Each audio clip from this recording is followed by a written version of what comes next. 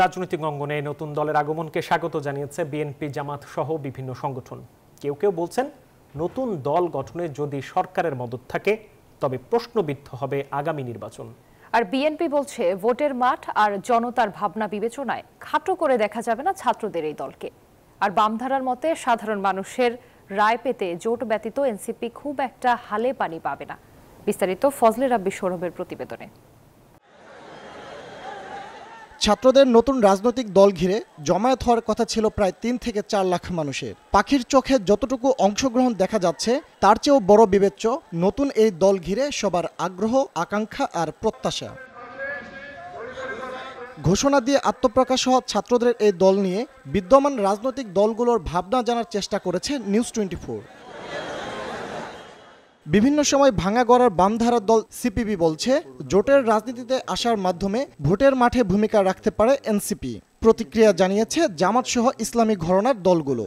যদি তারা কোনো জোটের রাজনীতিতে আসে তাহলে হয়তোবা জাতীয় সংসদ নির্বাচনে কিছুটা ভূমিকা রাখতে পারবে। তাদেরকে সিদ্ধান্ত নিতে হবে তারা কি এই ধরনের কোনো ধারার সাথে, যদি কোনো কর্মসূচি ভিত্তিক ধারায় মেলে, তারা যাবে কি যাবে না। যদি যায় তাহলে আমার ধারণা ভোটের ফলাফল এক রকম হবে। জুলাই অভ্যুত্থানের চেতনায় ঐক্যবদ্ধ রাখতে এই নতুন রাজনৈতিক দল গঠন হচ্ছে এবং সেটা আমাদের রাজনৈতিক দলের মধ্যে জাতীয় ঐক্যের চেতনাকে সংহত করবে।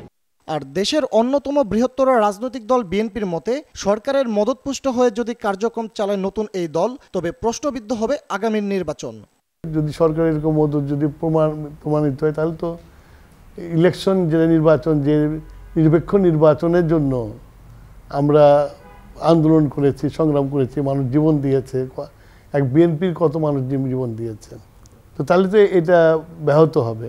যে দলই আমাদের সাথে কন্টেস্ট করবে, কাউকে আমরা খাটো করে দেখব না, সবাইকে আমরা মনে করবো যে প্রতিদ্বন্দ্বী। আওয়ামী লীগ নাই দেখে কেউ বড় প্রতিদ্বন্দ্বী হবে না, এটা আমরা ভাবি না, এবং এটা আমাদের রাজনীতিও না।